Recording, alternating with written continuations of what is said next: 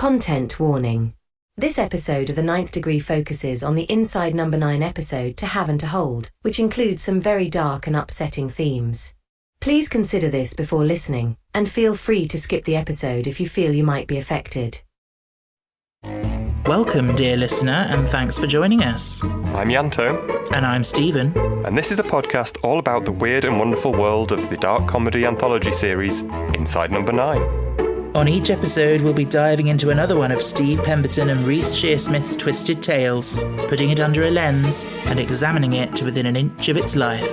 So make yourself comfortable, grab a cup of tea, and join us for The Ninth Degree. Hello. Hello. Welcome back. How are you doing? Yeah, all right. You okay? Yeah, not bad, thank you. How's your play going? Yeah, it's going all right. Yeah, ticking down the weeks now. No, I'm looking forward to it. It's just stressful, but yeah. Mm-hmm. How are you? How's life? Same old. Yeah. Nothing exciting this week, I don't think. No. Off for a night out in Manchester this weekend, though, so that should be fun. Oh, nice. Okay. Yeah. So, we need to reveal our hidden allusion to a random episode, our hair from last week. We do. And I'm actually, at time of recording, I'm still in the process of editing last week's episode. But so I said to you that I was going to put one in, and I didn't tell you what it was. Yep. And then somehow we both ended up saying it in the episode, and apparently yours was unintentional. The same one. Yeah. It's crazy. So let's have a little listen. So Victor is poisoning a cup of cocoa. Yeah. Just so nonchalantly, just merrily, day job. So it's quite fun just seeing her just merrily just chatting away, you know. Merrily. Yeah. Which one did you spot? Or both? Or did you spot both? Yeah. We'll try and sneak another one in this episode, so we will. Listening. We are back this week with episode 4 of series 4, To Have and To Hold. Mm-hmm. Adrian spends his time photographing other people's weddings, but his own marriage to Harriet is far from happy. Can they renew their vows, spice up their love life, and make a fresh start? Or have they just run out of love, trust, and time? Oh dear. It's a dark one this week. It is. I was going to say, just from that synopsis alone, like it would be quite a depressing enough episode anyway, without the twist. Yeah. I don't know if we dance around the twist or not. Well, I don't know. Maybe this is one we don't have to necessarily allude to it straight away. We can come to it. Yeah. As and when. But yeah. Okey-doke. It's, yeah. As I think I said last week, I'd basically forgotten everything about it. Mm-hmm. I had a vague memory of a basement, and that was it. Yeah. And yeah, rewatching it this week, and I can see why I blotted it out of my memory. It's a grim one. And it's it's very much a story of two halves. Like, I was worried, I think, when I first watched this, that the first half was just all it was. And I was expecting to not to be a big fan of it. Okay. And I get why they do the first half. Obviously, it opens with Harriet and Adrian. Yeah. Nicola Walker, fantastic. Yeah. For once, she's not a police officer, which is wild. She's always a police officer in everything I've ever seen her in, or a detective, or someone of that sort of job line. Yeah. With a massive tray of pot noodles. And Adrian with his jigsaw. With his jigsaw, bless him. I did quite enjoy the line because I was listening out for him, being like, "Oh, how many little nods will they get to the future?" And how he describes the jigsaw as being a mystery one that they don't know what it's going to be, and how the picture on the box doesn't match. Yeah, exactly. Yeah. And I was like, okay, I like that. Which is him, really, isn't it? Yeah. Yeah, I thought that, but it also quite sets him up as, like, you know, she describes him at the end. She thought he was the most boring man in the world. Mm-hmm. It kind of, not that doing jigsaws makes you boring, but it's a nice touch to the character, isn't it? Mm-hmm. I was going to say, my boyfriend Ben went through a phase a while ago of being a bit obsessed with jigsaws. Oh, right. And this was when we were both off. We had some time off, and I thought, we could do one together. That'd be nice. But it turns out he doesn't like being helped with the jigsaw. But the funniest, I did something really bad, isn't really evil. He was getting towards the end. He had about like 10 pieces left. Oh, you didn't hide a piece, did you? I took a piece and I kept it. And I was like, he put all the other pieces in. And then I just came out with the last piece and put the last piece in. He was livid. I bet he was. It was funny though. Like, boop. Yeah. Wow. I do like to wind him up. But yeah, they're clearly not a very happy couple, bless them. No, yeah, that's sad. Yeah. So, have they planned this wedding vow renewal thing? Or is it just something they're considering doing? Because Adrian doesn't seem very keen on it. It doesn't seem like he's fussed about whether it happens or not. Yeah. I'm not really sure why Harriet's as fussed as she is, because I don't think she's all that happy either. Well, I think she's desperately trying to, throughout most of the episode, she's trying to refresh the marriage and make it better. Yeah. So I think she has faith that they can. And this is part of it. Yeah. Hence why she keeps trying all these things, you know. I suppose. But yeah, I mean, it's sad, isn't it? The amount of effort that she puts into that vow that she reads out for him. And then his, I mean, it's not, I was going to say a template off a website, but it's not even, I mean, it's like a contract, isn't it? It's like, you know, I understand that on signing this document. It's like, yeah, it's the most unromantic speech ever made. Yes. What's he thinking? You'd at least pretend, wouldn't you? Well, there's, you know, he's obviously not a normal bloke, which we find out. But I don't think he does. I don't think he does realise that there's something wrong with that. Guess. That's the thing. You feel, I think you feel sorry for both of them. In different ways. In different ways, yeah. Because he is trying to support the family, I guess, in theory. He's the one with the job. He's looking out for them. And yeah. obviously he's got all this stress of, we find out in a moment that they've got lots of bills to pay. And yeah. I guess that's maybe another reason why he's not so fussed about this whole party situation, that they've not got any money anyway. No, exactly. Never mind the fact that he's not that fussed about it anyway. Like, yeah. I quite like the way that episodes sort of divided into these, you know, different sections of the traditional wedding. Yeah. You know, we've just had for better or for worse. Mm-hmm. And then we move into For Richer, For Poorer, and we find out the fact they have no money, and Harriet floats the idea of her maybe going back to work. Yes. So we then get the reveal that she's had an affair. Yeah. Sucking someone off in the Wolverhampton Ibis. Well, actually, it was a Premier Inn. Indeed. Where everything's Which Premier. makes all the difference. Yeah. That reminded me of that thing, you know, it's very true, but what they said in Bernie Clifton's dressing room about comedy being specific. Mm-hmm. Yeah. Yeah. You don't say hotel. Yeah. You say Wolverhampton Ibis. Yeah. But yeah, I think once you get the reveal that she's had this affair, at that point, when you're watching it the first time, you feel sorry for him and you think, gosh, he's had to, you know, forgive her for this, and they're working through it and all that. Yeah. So we've had a few phone calls previous to this that turns out to... Do you believe that she is back having an affair with him? Possibly. It's hard to tell, isn't it? Because obviously he, you know, we have that great moment where he develops the photos and it shows that she's been watched and she's been having secretive meetings with him. Yeah. So I don't know unless I suppose she would be secret anyway because she didn't want to upset him. Exactly. Yeah, and presumably this is her manager or something like that would be able to get her job back. Yes. But then is the clue of the phone calls supposed to mean that there is something going on? Because the way when she answers the phone, you know, the way she goes no, like immediate, it's like she's immediately saying to him, "Now's not a good time." Like, yeah, it's not exactly subtle. No. So I feel like that's put in there to make us think that. Yeah, it's implied, definitely. Yeah. I don't know whether she is or not, but or is she just going, "We've got bills to pay, like get back to work. He'll get me a job." Yeah, it could be that. I've got to keep it away from Adrian because he'd never go for it. And then she's sort of, you know, testing the water with him and suggesting, well, I could go back to work, you know. Yeah. For lots of other reasons that we'll get to later on, this is one episode that I know we always say would work better on stage, but this one really would in terms of I want more of it. Oh, expanding it, yeah. Yeah, because I feel like we get 10% of the story in this. And I want to know so much more. Yes, there's a lot more. They just have little bits and they drop in on them every now and then. And I want to know what's happened in between. I want to know backstories and I want this all fleshed out a lot more than it is. Yeah.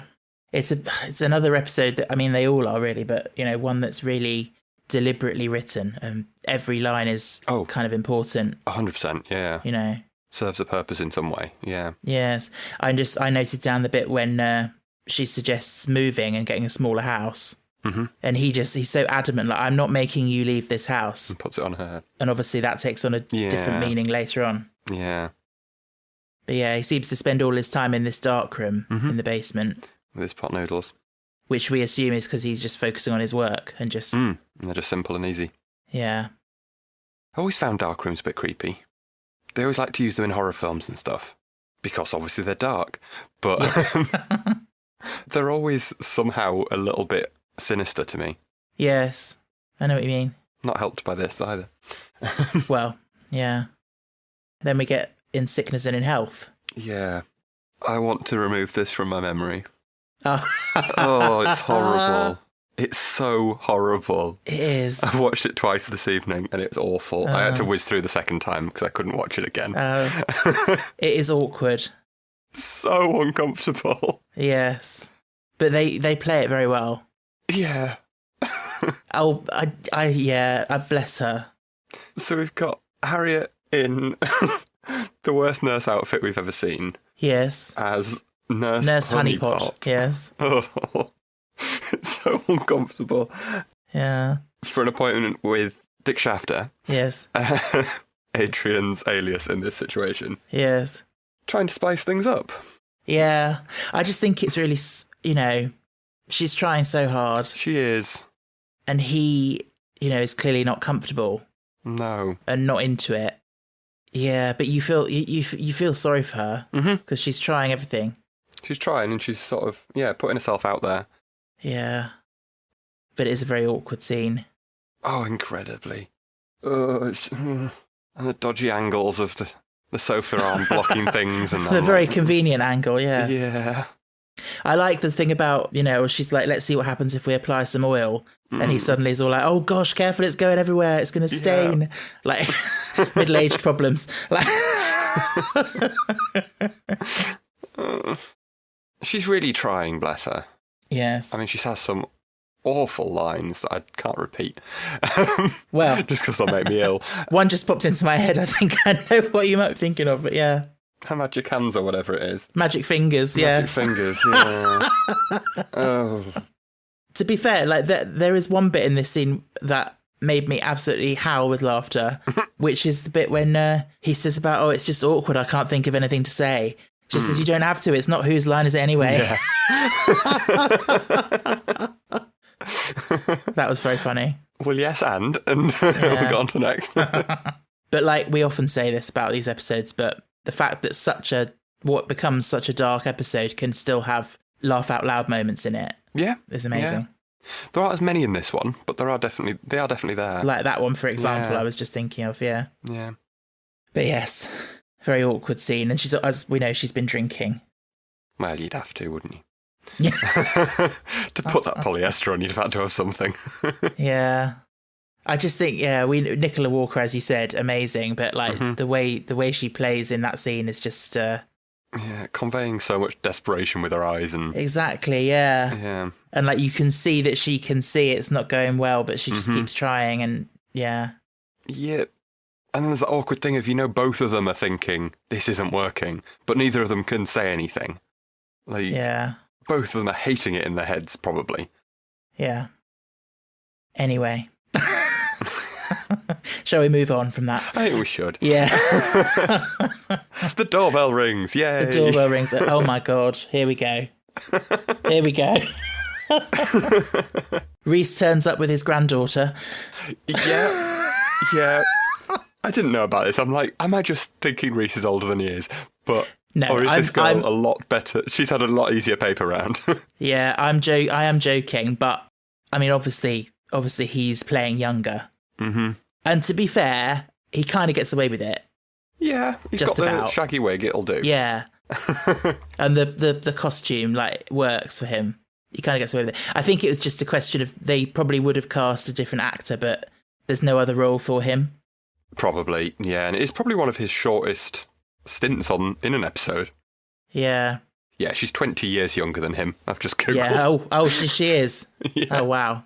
Yeah. Yeah. Well, no, I don't think you think that it's that big an age gap when you look at it. No, But it's her voice as well. She's got a very sort of, very sort of teenage girly sort of voice, Yeah.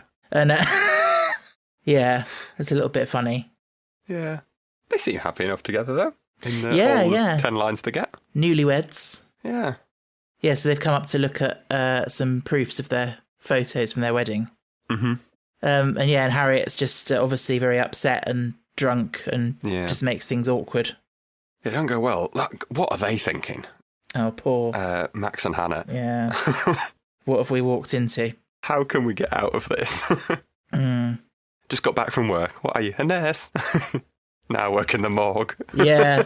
I handle corpses. Isn't that right? Yeah. That wine hits quick, doesn't it? Yeah. I'm surprised he's not more angry after they leave. Because, she has really, embarrassed him in front of clients. Oh, yeah, it's not good. No matter her justification for it, it's not good. No. A job that relies on word of mouth. Someone's gone out and been like, oh, yeah. We worked on these two, playing doctors and nurses, and... So much of this episode is just awkward. It is really awkward. Yeah. And what they can say without saying anything. And all these awkward looks and... But yeah, we ship them out. He's going to put the pictures on a USB stick. I don't understand her line about, you'd like to put me on a memory stick. Yeah. Well... But I guess she's drunk. On the one hand, he does call that out and say, what does that even mean? Yeah. But, I can sort of see what she means. Put me on a memory stick and put me in a drawer and forget about me sort of thing. I suppose. But maybe I'm reaching. But, we're delaying the inevitable because the episode starts to take a turn at this point. It does.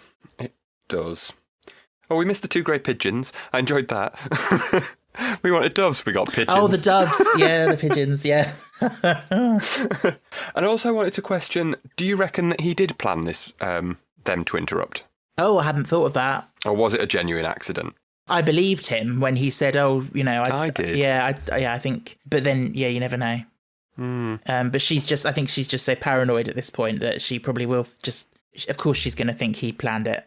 Yeah. But yeah, he gives up, goes downstairs to make himself a pot noodle. All happy music, reaches in for a key in a drawer. Music goes weird. Music drops out, and then bad stuff starts happening. So he has a secret area in his basement behind a sort of fake, it's like a board, isn't it? Like a picture board, mood board type thing, yeah. There's a great big metal door. Covered in soundproofing. Yes. Yeah, and then the music starts going really awful, and we get a hand. Oh, it's awful. It's icky. Yeah, it's good. It's fantastic, but it's icky. But incredibly dark. Yeah. Yeah. So all we learn at this point is there is somebody chained up in this cell essentially. Yeah. And he gives them a pot noodle. Yeah. And then, of course, what should he do then but start to take his trousers off and shut the door behind him? Yeah. My God. Yeah, I don't know how much I should joke here. Well... The first thing that jumps to mind is, why does he give the pot noodle first? At least let her eat first. You're going to get a mess in the dark. Well, yes. When he says about her, try not to spill it, it's is he planning on doing something while she's having that? Yeah. Presumably. Oh my God, weird. I feel this episode needs trigger warnings. Yeah, I think it does, yeah.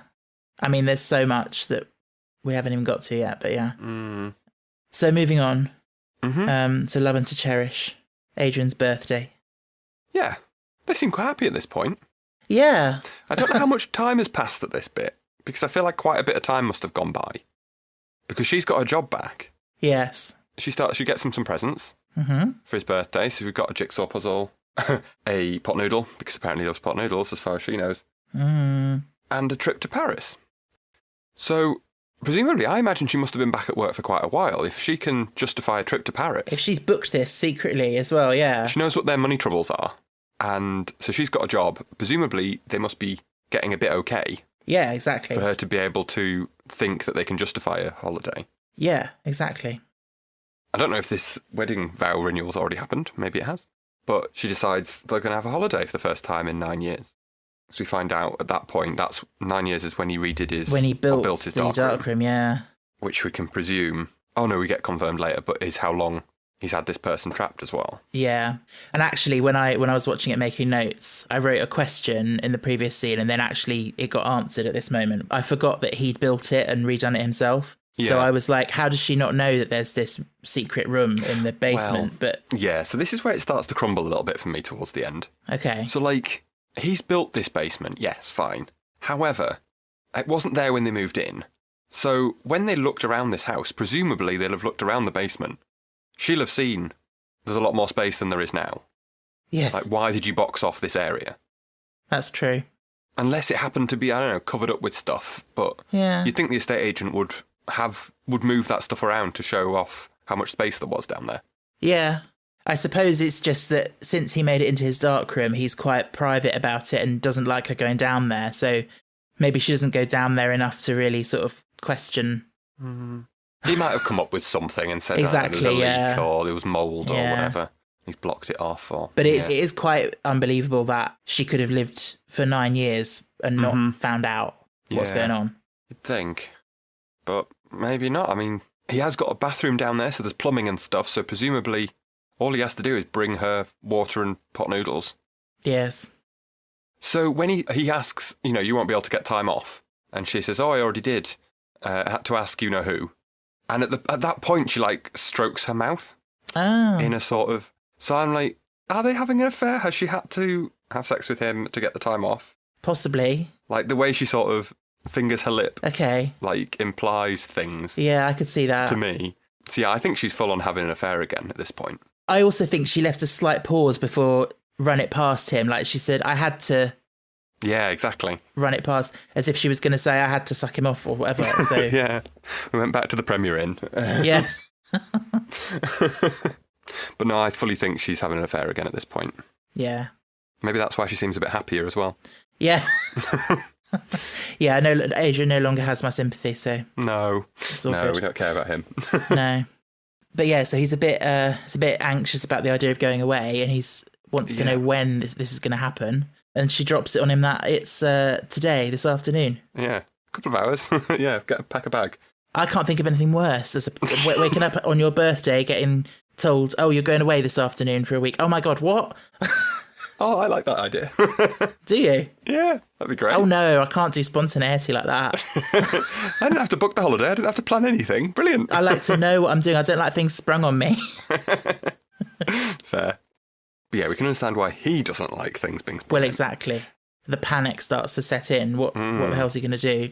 And he makes excuses to go downstairs about the passports. And, oh no, she's already sorted those. Yeah, before he had a chance to shred it.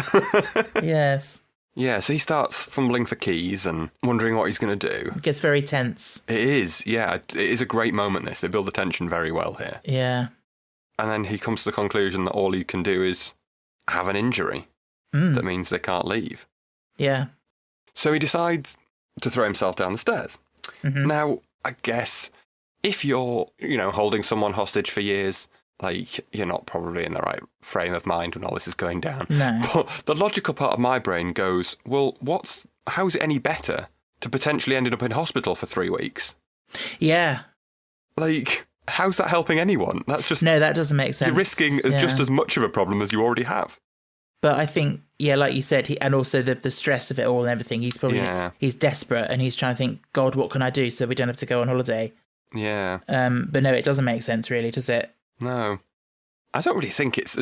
If she'd said, we're going on a cruise and it's going to be 4 weeks, fine. 6 days? For horrible man that he is, I imagine he would just throw a couple of bottles of water in there and some apples or something and go, I'll be back in a week. He's clearly someone that doesn't care about this person. True. I suppose he's also worried about the mum and dad coming round to water the plants and that they might hear something or... I mean, Harriet's not heard it in 9 years, so... No, true. But he does panic as well when she says about the parents coming round. Yeah, he does. He does. I also like that clever line as well where she says about you don't want to come back in a week and find everything dead. Yeah. Yeah. No, you don't. No, you really don't. But yeah, so that's what he decides to do in the heat of the moment. Chucks himself down the stairs. How would you even do that? Oh. Oh, God. And just the way he just sort of leans and just goes, like, freezes. Yeah.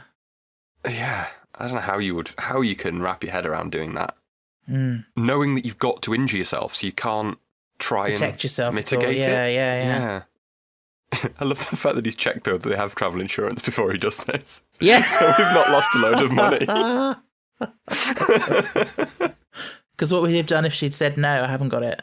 Yeah, we'll come up with something else. I can't afford to lose a few £100. Yeah. But yeah, so he hears this, comes running down, finds him covered in blood on the floor, saying sorry. Looking at the door, who is he saying sorry to her? Is he saying sorry to the person behind the door? Mm. Like, does he realise that he's done more damage than he maybe thinks he's done? Than he planned to do, I mean. Yeah, I don't know. I don't think I'd really thought of that. I think I just assumed he was saying sorry for having to mess up her plans. Well, both work, but yeah, it probably is that. But yeah, then we jump... Till death us do part, yeah, and we've got a narrative gap of 4 months. Mm-hmm. And we get the dodgy couple back again. Yay. We do. That's so awkward. It's really awkward.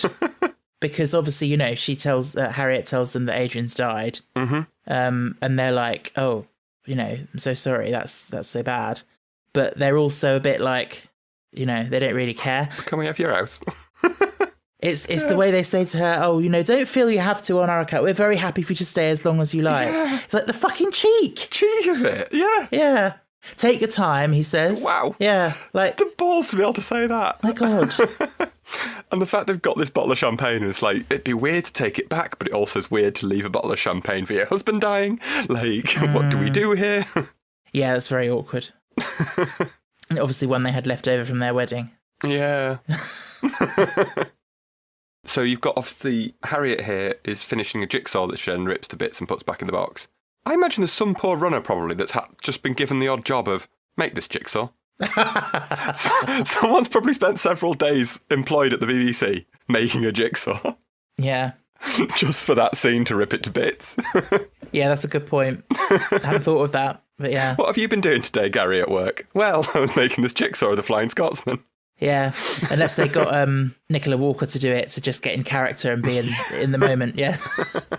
Method, They get her one of those roll mats so she could take it home and do it out of hours. Imagine if you'd fucked up that scene and had to reshoot it, and they're like, we'll come back to this in 3 days' time when someone's done the 5,000-piece jigsaw puzzle. Yeah. Well, again, my partner watches this person on YouTube called Karen Puzzles, who's like a professional puzzler. Right. And they have competitions and all sorts, and people do them in less than an hour. Maybe they hire one of those. Yeah, exactly. I mean, they probably hired a person like that to do it. Yeah, maybe. Yeah. But yeah, so jokes aside, she tells us that he's died, which we've not seen in this time jump. And obviously on a first watch, you believe. Yeah. Awkward conversation, they go. And we get a new character, we think. What we assume, I guess, is her new cleaner. Mm-hmm. I don't know what I think to this conversation. So it's revealed through this conversation that Harriet found who we now know to be Agnes locked up in the room in the basement. Yeah. It's a funnily worded scene. Like, it's a lot of stuff that she's saying very much for our benefit. That you'd think Agnes already knows or they'd have already talked about. Yeah. And I'm not sure whether I know why they've written it this way, so that you get that thing of thinking he's died and then you get the twist. But going back to my point earlier of I want more of it, I want to have seen her reaction to finding all this out. Yeah. I feel like we're kind of robbed of what would have been a really interesting scene. Yeah, you're right. Yeah. Her horror at finding out what he's done, and we just get the several months later when she's kind of accepted it, but the shock's obviously worn off a lot. Yeah. Yeah, I know what you mean. I guess, yeah, there's so many different ways you could approach something like that. And they went for the more... Because obviously, by the nature of what she's then done to Adrian, you kind of do get a sense of her horror. You do. But I know what you mean. The immediate in the moment as well would have been really interesting to see.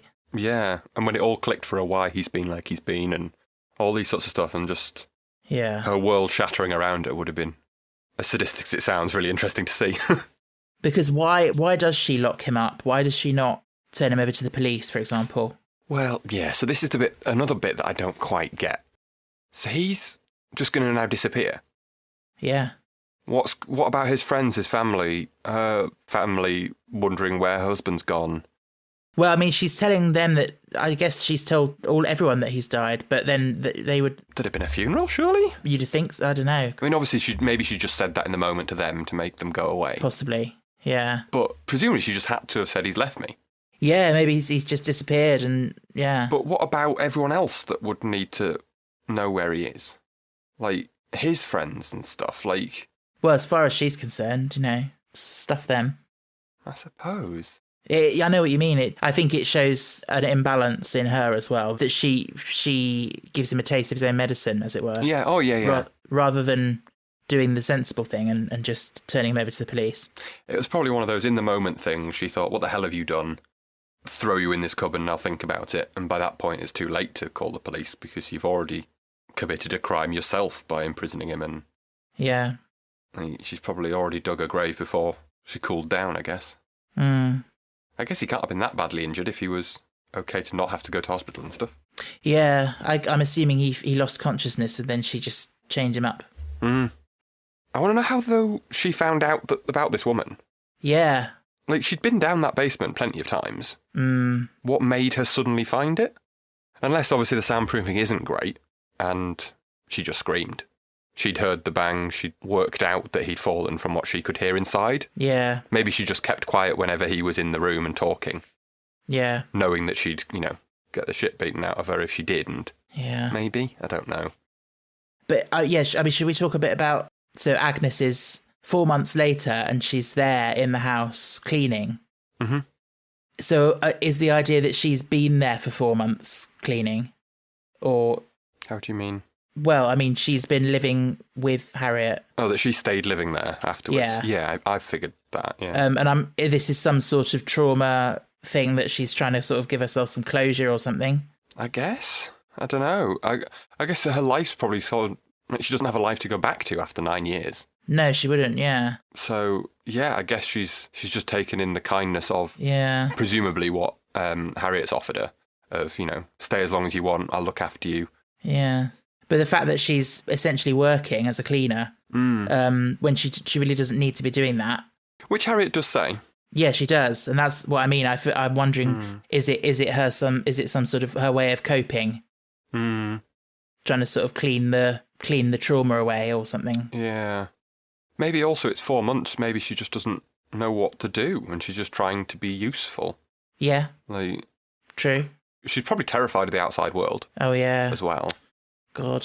The only person she can trust is this woman that's rescued her. Yeah. And we also find out... Oh, God. We got little Levi running around. Now, I don't know how to age children very well. I don't know how old this kid's meant to be. But presumably he's also been locked up in this room. Yeah. And presumably is Adrian's. Yes. I don't know how old he is, but he's definitely under 9. Yeah. Yeah, so at some point in those 9 years, he was born. Yeah. Which is icky and horrible. There's so much. Like, I have so many questions that I don't really want to know the answer to. Like, because obviously he's been raping her in that cell. Yep. And that's been going on regularly. So presumably, if the boy's been locked up in there, he's been doing that in front of him. Yeah. We can take slight comfort in the fact it's pretty much pitch black in there. Yes, I suppose. That's true. But still, it's not great, obviously. But it's all this kid's ever known. Yeah, oh, Jesus Christ. It's awful, this, isn't it? Have you ever watched the film The Room? I think it's called The Room, or Room.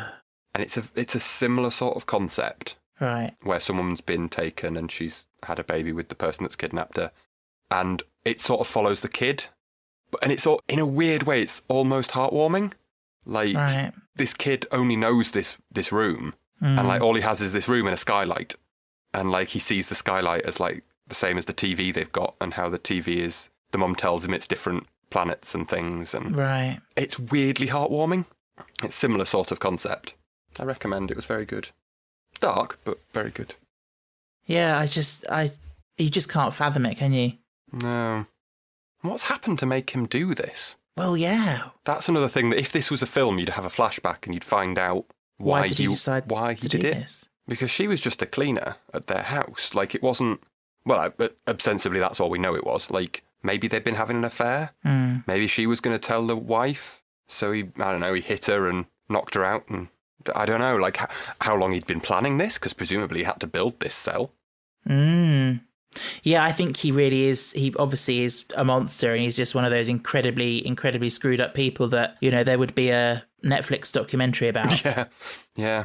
Yeah, I mean, he's to that level. Really is. Like, obviously what Harriet does at the end isn't good, but hers is more spur of the moment. Like, she's found out what's going on, and she's thrown him in the room that he's made. Whereas he's had to make this from scratch. He's had to plan this. Like, it's premeditated. For her, it was just spur of the moment thing. Yeah. And the betrayal that she must have felt. Massively, yeah. This, however long, 20 years they've been together, they've been married. Nearly half of their relationship has been this. Yeah. And just this person that you thought you knew inside out, you didn't know at all. Yeah. And never mind the fact that she wanted kids and couldn't have them. And he's had a kid with someone else. Yeah. I found that interesting in that previous scene where he said about her eggs and then he said about his weak sperm. Yeah. And I was like, interesting that he said he has weak sperm, but then he manages to father that child. Yeah. So, maybe that was a lie. Yeah, maybe it's a lie to make her not feel bad. Like, she was the infertile one and he just made it out like it was both of them. I don't know. And he even said in that scene about, if they'd had a boy, it would have been Levi. Yeah. And then he's used that name. That was icky. But these people, especially a child, has been living on pot noodles. Yeah. For however many years. Yeah. And then you got one pot noodle. Unless obviously they get more meals at different times, I guess. But yeah, that's what I mean. Feed her one. They would be so malnourished. Yeah. It's amazing that it's amazing that the boy can even walk. Yeah. That's what I'm thinking when I look at it. Quite. I mean, obviously it'd be horrible to, like, real world. How do you make this kid look like that? Well, but, yeah. Yeah, he is surprisingly able-bodied and like normal looking. Like he's not withered away or anything. No. And it's only 4 months. Like, it's not like they'd have had time to feed him up that much. No, exactly. But mine just goes to all sorts of horrible things. Like, you don't know, that might not even be the first child he's had. You never know, they might have had other that died in there. Like, anything could have happened. Yeah. 9 years is a long time. It is. If he's routinely raping her. And I just, that, the poor woman and the poor boy, like, you can't, what can you even say? Nothing. Yeah. You can't. It's tough, this one. It's a hell of an episode. Part of me can't believe that I'd forgotten so much of it. Because it's incredible. Yeah. But yeah, I think it's so dark that I just kind of tried to blot it out of my memory. Yeah. So presumably, like, what's she going to do? Like, she's already committed to this for 4 months. Well, yeah. Presumably now she lives there. That's her problem for life. So yeah, is she going to keep feeding him pot noodles? Until he dies. Forever. At that point, then she's got a body to get rid of. Presumably in her 80s. Yeah, what if she dies before him? Well, yeah. I guess she probably just thinks, well, tough. Yeah. Sucks to be him, I guess. Yeah, I mean, she's punishing him. She's giving him what she feels he deserves. But she's created, now she's his jailer, and she's now ruined her own life as well to do this. Yeah. Like, she can never go on holiday. She can never go away and do anything. She's bound to this house. Yeah, and that's the thing. She was so miserable anyway in this marriage. And now it's even worse. Yeah. God. What a cheery episode. Yeah. I also was wondering, this whole thing of, they don't really have a sex life, and she was trying to spice it up with the nurse role play and everything. Yeah. And he can't get it up or whatever. Yeah. Is that because he's got no appetite for her because he's been having sex with this woman, Agnes? Or is it because he's only like able to get into it when it's him raping someone? Maybe. Essentially. Yeah. It's because at first I thought it was the former, that he'd used up his appetite, as it were, but he goes pretty much straight from the nurse scene into going down to her. Yeah. So no, I expect it's the latter of the two. Yeah. Oh God, what a man. What a disgusting man. Yeah. Yeah, you were so right about that line about the puzzle being that is him. The picture on the box bears no relation to the actual puzzle. Yeah. he comes across like just this boring, plain man who neglects his wife. Mm-hmm. And he's insane. Yeah. A monster. Totally. A total monster. The worst. Yeah. There's no redeeming features to this. Like, it's not like you can say he was put in an awkward position or whatever. Oh, like, no. Like, all of this is his doing. Yeah, and like you said, like, what the hell made him go down that route? Like, yeah, I mean, again, it probably deserves a whole series in its own right, doesn't it? Yeah. To work out that and understand that. Yeah. But yeah. It could easily be a film, this. Oh, I yeah. believe. Obviously, you'd need a lot more to it, but I think it's the basis of a film, definitely. Mm-hmm. I did like that earlier on in the episode, they did reference Agnes. Yes. So she was seeded as being this cleaner that had left because she wouldn't clean around the toilet properly. Mm. But then that's when he jumped in with the sucking someone off in the Wolverhampton Ibis, like to throw you off with that joke. Yes. I thought was nicely played. Yes. By the writers. Yeah, it was. Yeah, so interesting on a rewatch, isn't it? Because, I was watching it, and when she mentioned Agnes, when you watch it and you know that she's right fucking there on the other side of that wall when they're having that conversation. Yeah. And you watch Steve's eyes, and he's psychopathic. Like, he almost, there's no, like, reaction to that. Even though you'd think there would be. Should be, yeah. Yeah, it's a very, yeah. It's an episode of television. It is. It is. On that note, what are we giving it out of 9? You go first. Oh, it's really tricky, isn't it? I'm not decided.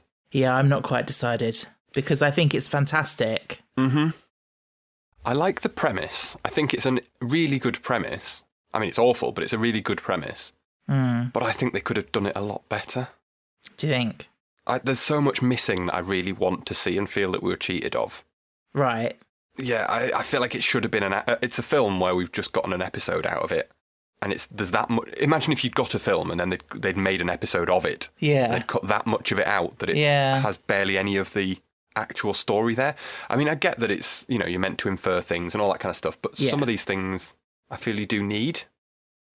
I'm torn. And it's not because I don't think it's good. I think I'm going to 5. Oh, wow. Okay. That was a lot lower than I thought you were going to say. I was torn between a 5 and a 6. Fair enough. Because I feel like they almost prioritised having twists over the story, in a way. I can understand that. I can see what you mean. I still think you can have that twist of, he's a nice guy, he's, boring, blah, blah, blah. Oh, wait, he's got a woman in the cellar. You can still have that. You could still even have that you think he's died. But if it was a film, you'd have a flashback to what really happened, and I want her howling and just getting really angry, and I need flashbacks to why he did all of this, and I just want a little bit more. You want more. Yeah.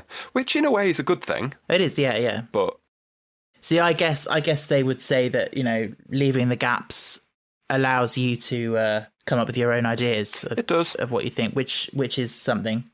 I can see both sides, really. Yeah. I just feel like a lot of the stuff that was left out is really interesting, and we've almost gotten the slightly less interesting bits have been kept for you then to imagine the other bits, like why he's done it, her reaction to it, why she locked him up, to actually see it play out. But yeah. Yeah. So what are you going to 5? No, I've taught myself. I'm going to go 6. You're going to go 6. Okay. Yeah. I mean, I was torn between a 7 and an 8. Okay. I was going higher, but I think I'm going to 7. Okay. Yeah. Like, I do think it's very good, but yeah, you make some good points about some things it lacks. And I'm looking at other ratings I've given, and I'm like, where does it sit in relation to those? That was my other worry, that I'm giving everything in the sort of 6 to 9 region. I feel like I need to spread stuff out a bit more to make it actually worthwhile ranking them. Yeah, I mean, it's just a load of fun, isn't it, really? Yeah. It's a load of old shit, really. Who cares? But yeah, I know what you mean. Yeah. Yeah, it'd be interesting to see a graph when we're done of where they all sit. We need to give point something so that we then can have an actual graph rather than just straight lines. Oh, yeah. I'm sure we will. But the big question of the episode, did you spot the hair? Fanfare, please. I did. Hey, well done. You can have the honours this week. Okay, so I don't know if it was visible multiple times, but the time I saw it was in the nurse roleplay scene on the dresser behind Adrian. You're looking at anything but Steve and Yeah. and Nicola. Yeah. That's when I saw it as well. Yeah, that's the thing. I'm never looking for it really, but occasionally I'll just look up and I'll just spot it and I'll be like, oh, Yeah. yes, there we go, there it was, and I saw the ears. Well done. Thank you. Cool. So, a little side thing here. I was on my phone yesterday, as you do, and I got a pop-up because I follow the Inside Number 9 Reddit. And we got a mention, which was really nice. Aww. Nice little random act of kindness from Ella Ponter, who recommended us to the Reddit people, saying that they just wanted to make a post to make everyone aware of this fantastic podcast. Popped up on a recommended a couple of months ago, and now they can't imagine their commute without it. Which is so sweet. That is really sweet. I was like, oh, we have fans in the real world. That really made me smile when I saw that, when you sent it to me. That's so sweet. So thank you for that, Ella. Yeah. Although one of the comments on it was, so yesterday there was an announcement about extra tour dates added, and someone commented thinking that this was the announcement. Yes. And they were a bit disappointed. And I was like, Yeah, okay, fair I did enough. see that. I had to look it up after you sent it to me just in case there were any comments. And yeah, funny. Yeah. I'm sorry that we're disappointing. But Yes, that was sweet. that was so nice. We're glad that we can make your commute a bit more interesting. Indeed. Yeah. But yeah, that's that then, isn't it? Did you spot a hair? Let us know. We will tell you next week where it was. When we will be back for And the Winner Is. We will. Penultimate of Series 4. Indeed. Do we try and make some awful twisted way at the end one? Oh, no, I don't think so. I don't think it's appropriate for this I don't one. think it is. It's even not appropriate as it actually is. No, it's not. Oh, God, no, it's awful. It's awful. It's so bad. Should we just, in honour of Agnes and Levi, we should just dispense with it on this occasion? Oh, are we having one of those ones where you have an episode where they just put the titles and don't put any music over them, and it's all really sombre? when a character's died in EastEnders or whatever. Yeah. Okay. Well, thank you for listening, listeners. We're sorry it was such a depressing episode. But that's Inside Number 9 for you. It is. On some occasions. Some of them are just sad. Yeah. Although we did miss the best joke about him having the nightmare about John Prescott and the cream eggs. Yeah, I don't understand that. Don't know either. Is that the joke? That it just I think it is, yeah. Yeah. Because he was on the Atkins and he just wanted something I other than see. meat, presumably. Yes. Well, on that note, we'll be back next week. Bye all. Bye. Thanks for listening to The Ninth Degree. If you'd like to get in touch, you can find us on Instagram, Twitter and TikTok at Ninth Degree Pod, or email us at ninthdegreepod@gmail.com. You can also leave us a rating or a review wherever you get your podcasts.